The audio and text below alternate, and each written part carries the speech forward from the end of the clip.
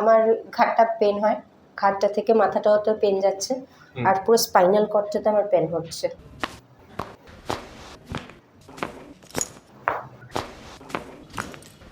এখন রিল্যাক্স লাগছে অনেক। রিল্যাক্স লাগছে তো?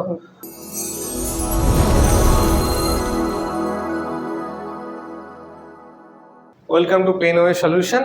আজকে আমার কাছে আসানসোল থেকে একজন পেশেন্ট এসেছেন, ওনার সমস্যাটা আমরা জেনে নেব। বলুন। আচ্ছা, আমার ঘাড়টা পেন হয়, ঘাড়টা থেকে মাথাটাও তো পেন যাচ্ছে, আর পুরো স্পাইনাল কর্ডটাতে আমার পেন হচ্ছে। আচ্ছা, কত বছর ধরে হচ্ছে? এই মানে কিছু মাস ধরে হচ্ছে। কিছু মাস ধরে। হ্যাঁ।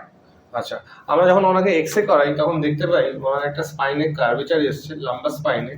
ওনার স্পাইনটা রাইট সাইডে শিফট করেছে, এই জন্যই ওনার একটা সমস্যা হচ্ছে কোমরে এবং ঘাড়ে। দেখতে পাচ্ছি একটা স্পন্ডালাইটিক এত কম এজেই এরকম একটা চেঞ্জ চলে এসছে। তো আজকে আপনার থার্ড ডে, দুদিন ট্রিটমেন্ট করার পর কেমন আছেন? এখন ঠিক লাগছে, স্টিফনেসটা অনেকটাই কম হয়েছে, কিন্তু এক্সারসাইজটা করলে কম লাগছে, নাহলে এখন হালকা হালকা পেন আছে। আচ্ছা, আজকের এই ভিডিওতে দেখাবো ওনাকে আমরা কিভাবে সুস্থ করেছি। আপনার ঘাড়ের পার্টিকুলারলি পেছনটায় ব্যথা, হ্যাঁ। হাতে তো ব্যথা নামে না? না, অতটা নামে না। রাইট। আচ্ছা, হাতটাকে এইভাবে ওঠান। নাইস।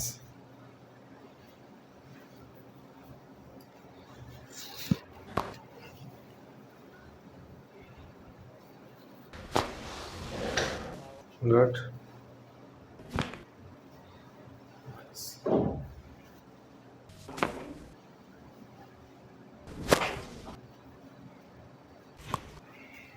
মেনলি ওনার বাইল্যাটারাল আপার ট্রাপিজিয়াসে একটা টাইটনেস আছে। সেই টাইটনেসটা এইভাবে আমরা স্ট্রেচিং করে অ্যাক্টিভ রিলিজ করে ইনহিবিট করছি। রাইট। আর আপনি যখন বসে থাকেন, জেনারেলি আপনি প্রথম দিন বলেছিলেন একটু কুঁজো হয়ে যান এইভাবে, না? রাইট। এই কুঁজো ভাবটা আপনি যদি ঠিকঠাক এক্সারসাইজ করেন 1 থেকে 1.5 মাসের মধ্যে অনেকটাই কমে যাবে। ঠিক আছে? এখনো বুঝতে পারছি একটু কুঁজো হয়ে আছে। রাইট। এবার আমরা লিভারটা স্ক্যাপুলাটা স্ট্রেচ করব। রাইট। 1 2 3 4 5 রেস্ট। 1 2 3 4 5 রেস্ট। 1 2 3 4 5 রেস্ট।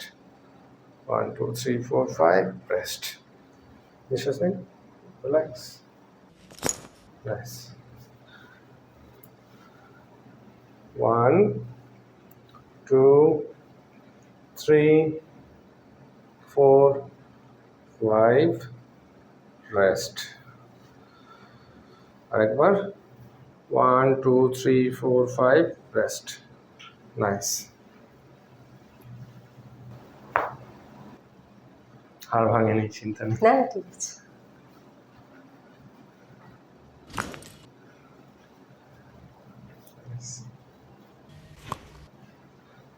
এই হাতটাকে এইভাবে রাখুন, এখানে আমার হাতে চাপ দিন। নেক্সট আমরা ওনার থোরাসিক মোবিলিটি এক্সারসাইজ করাবো। নিঃশ্বাস নেবেন, ছাড়ুন। আবার লোয়ার থোরাসিক, গুড।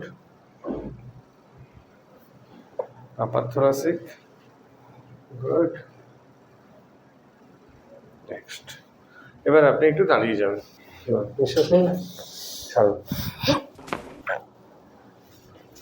তো দেখতে পাচ্ছি অলরেডি এটা কোশ্চেন মার্ক পশ্চার ওনার হয়ে গেছে।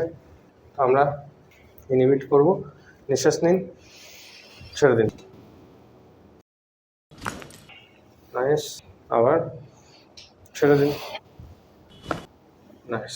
যেহেতু ওনার স্পাইনটা ডান দিকে শিফট হয়েছে, আমি বাঁ দিকে ডিরোটেট করছি। নিঃশ্বাস নিন, ছাড়ুন।